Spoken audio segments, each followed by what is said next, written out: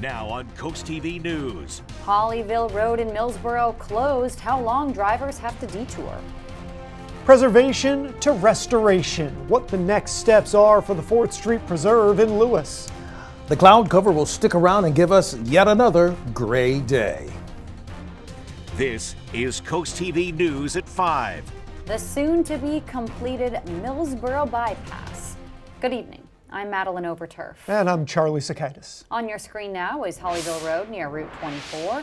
It will be closed starting today, and it's all part of the North Millsboro Bypass project. And here's a look at the under construction bypass.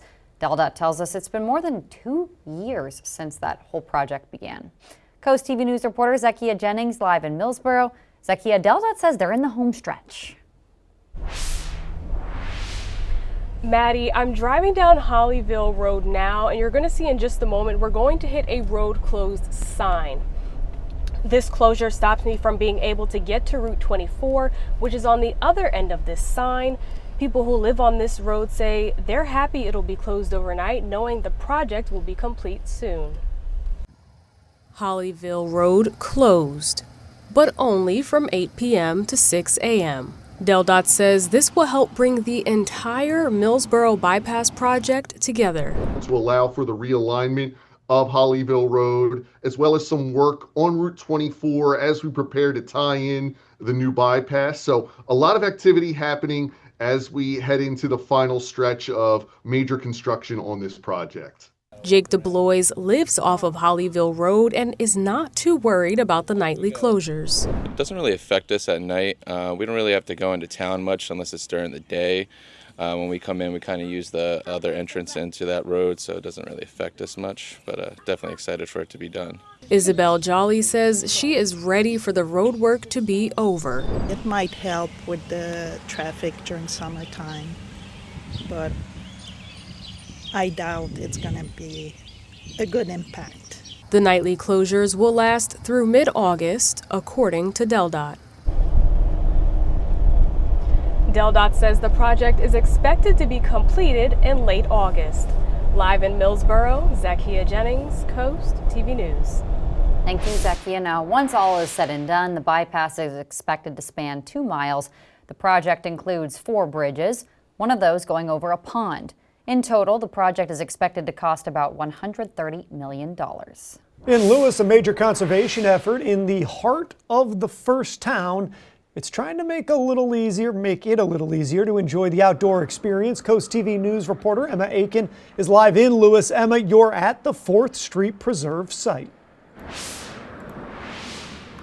Charlie, the $8 million needed to purchase this 30-acre forest has officially been raised, which means in just a few months, the city will own this land. And at a meeting happening right now, the Parks and Recreation Commission is planning the future of this preserve. The Greater Lewis Foundation took more than 2 years with other helpful organizations to reach this fundraising goal. And the next steps are fundraising and working with the city on restoration, which includes the addition of walking trails, a wetland area, and planting native species. Jim Ford with the Greater Lewis Foundation tells us this is the last forested area within city limits. To have people enjoy the natural habitat that's here, maybe come out and pause and reflect, take a little stress out of your life, have an opportunity within the city to just chill out and let the native species be here and enjoy that. And something important to know, according to Ford, this land cannot become a park. That's a conservation easement in place to protect that from happening. So you won't see any big structures on this land. While you may soon see those walking trails and even some benches, you won't find any restrooms or playgrounds here. Reporting live in Lewis, Emma Aiken, Coast TV News. Turning now to a story we've been following closely at Coast TV. The Delaware General Assembly didn't meet today. They will tomorrow, but last Thursday was the last session day, and it was another day that District 20 Representative Stel Parker Selby was absent. Parker Selby has missed every single House vote this year, at least 141 votes.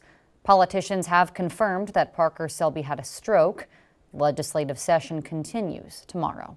And this brings us right into our Coast TV poll. We want to know if you think Stel Parker Selby's absence is taxation without full representation. And we say full representation because the district constituents do still have a senator who is there, and you can see 90%, though, they do believe this is a case of taxation without full representation. If you haven't voted yet, or if you want to leave a comment, go to coasttvnews.com or use the Coast TV mobile app. New at 5, the Delaware League of Local Governments, it's speaking out, saying they feel home rule is under attack. That's as the General Assembly advances specific legislation. This is really big because of a bill that passed the Senate that could override a county council denial for an offshore wind substation. The league said in part, quote, preserving local control is essential to ensuring zoning decisions reflect the unique needs, values, and priorities of the residents they directly affect. And now let's go ahead and take a live look outside into Lewis as we check in with the man, the myth, the legend, our own First Alert Chief Meteorologist, Paul Williams. Paul? Yeah, see, we caught Charlie on his first day. He's a nice guy on the first day. Rest of the days, yeah, go to that guy. Okay, so take a look at Dover right now. We're looking at gray skies. In fact, you know, that overcast feel, that's going to stick around even going into tomorrow. Now, we'll stay with the thick cloud cover for the rest of the night as we slide into the 60s. Now, temperatures right now, we're at 69 in Georgetown, but we're at 71 right now in Cambridge. We're at 68 in Millsboro and Milton, as well as Milford and in Bridgeville. Now, finally, we got rid of all the future smoke out of the way. So finally, air quality is getting a little bit better for us at this present time. And it's going to start feeling a little bit muggy, but finally, we're clearing out with better air quality. But here comes that chance of storms back in the forecast. Thank you, Paul. The man accused of a deadly shooting spree in Minnesota will face federal and state murder charges. Authorities say Vance Belter wounded a state senator and his wife and then killed a Minnesota representative and her husband on Saturday morning. He appeared in federal court this afternoon, but as Ivan Rodriguez shows us, the investigation is far from over. Vance Belter inflicted unimaginable harm to our community Saturday morning. And he did it while impersonating the very people who are trusted to protect and serve. Investigators say these haunting surveillance images show murder suspect Vance Belter wearing a mask, police-style badge, and tactical vest as he approached the front door of Democratic State Senator John Hoffman early Saturday morning. Belter is accused of shooting and wounding Hoffman and his wife shortly before he shot and killed State Representative Melissa Hartman and her husband. Authorities captured him after a massive, roughly 43-hour manhunt.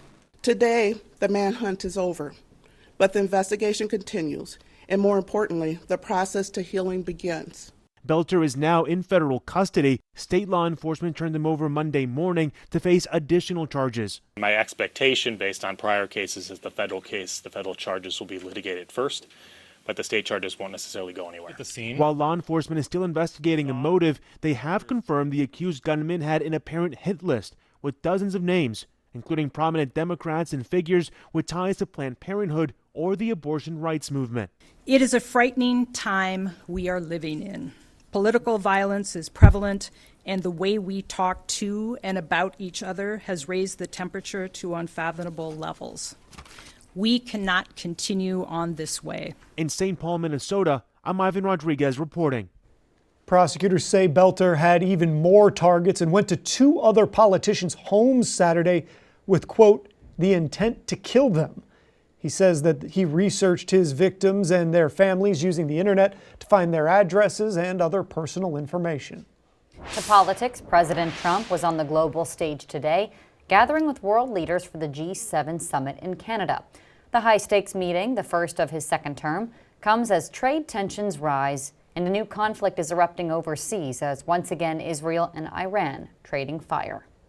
It's painful for both parties, but I'd say Iran is not winning this war.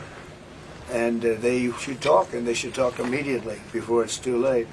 While at the G7, President Trump expressed his displeasure that Russian President Vladimir Putin was kicked out after he invaded Crimea.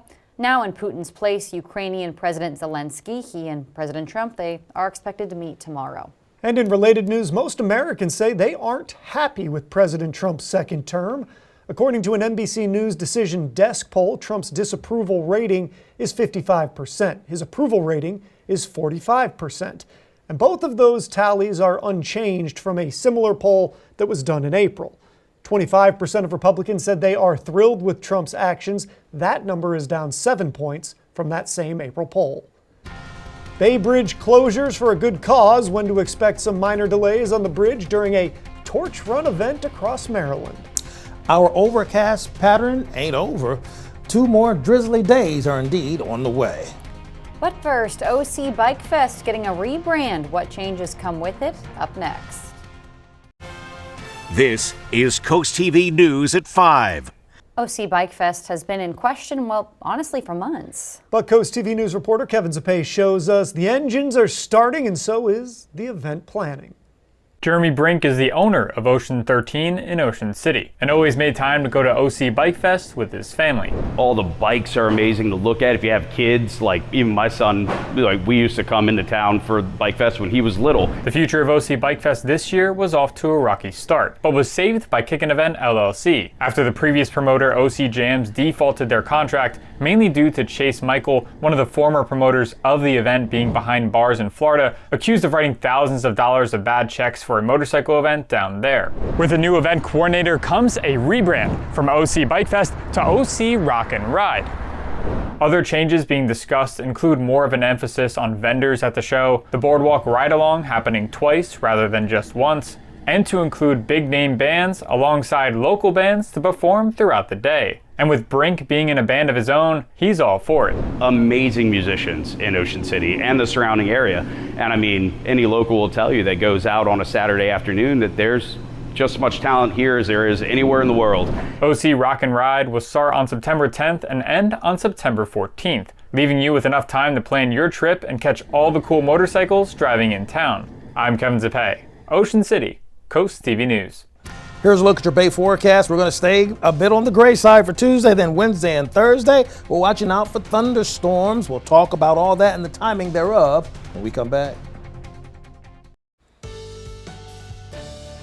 Well, we started off gray on this Monday, and it looks like gray is going to be the fashion statement that Mother Nature is going to make for Tuesday as well. And the smallest amount of sunshine we get in here is going to possibly turn against us in the form of a thunderstorm or 3. Now, take a look, our Irish Eyes camera. We're overcast here right now. Gray skies, a bit drizzly, and all that kind of just an overabundance of moisture that's hovering around. Temperatures are in the 60s. Now, the dew point temperatures are a bit on the elevated side as well. So when that air temperature and that dew point temperature are so close to rocking with each other, that's when we have an overabundance of that moisture and having somewhat of a difficult hair day, so to speak. So 65 degrees in Lewis as well as Rehoboth at this present time. We're holding at 67 in Milton and Milford, 71 in Seaford, 70 degrees right now in Laurel.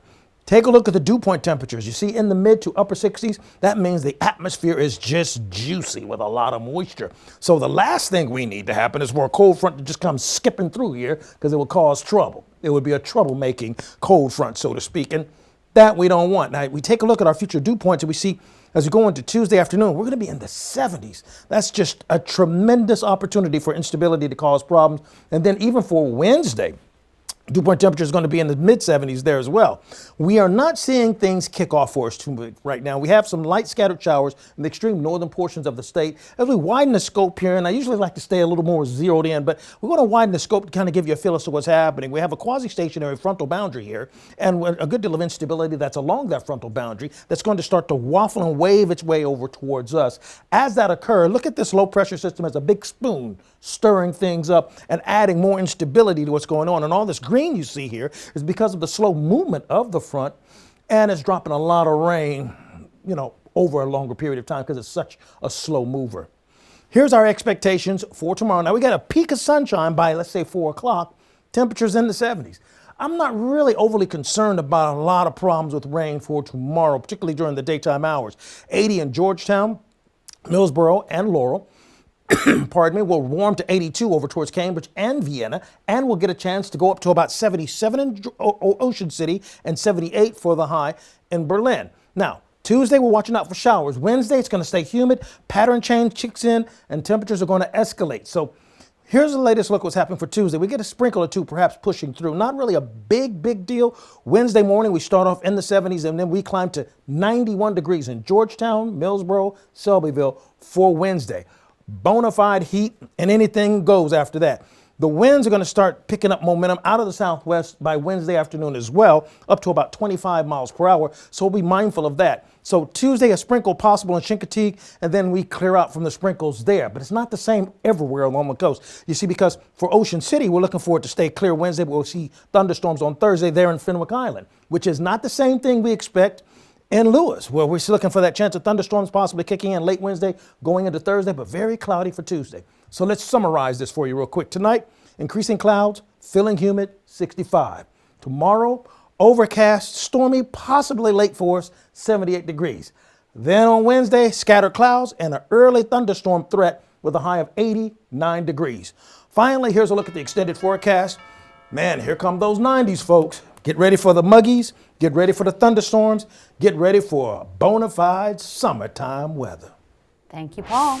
Tomorrow, some lane closures will be on the Bay Bridge, but be patient, it's for a good cause. Starting at 10 a.m., the law enforcement torch run for Special Olympics Maryland will cross the westbound span. Drivers can expect the right and center lanes to close just temporarily while the runners make their way across. Officials say traffic delays will be minimal. And coming up tonight on the Delmarva Sports Network, your game of the night at 6:15, Maryland Supreme Basketball League in boys basketball on court 2. Then catch the final score at 10:30. And on DSN Plus, also at 6:15, Maryland Supreme Basketball League in boys basketball on court 1. Then at 7:30, East Coast Titans versus Laird Farms in baseball. Coming up, $7.4 billion in a settlement reached with Purdue Pharma, the lawsuits that led to this decision. Stay tuned on Coast TV News at 5.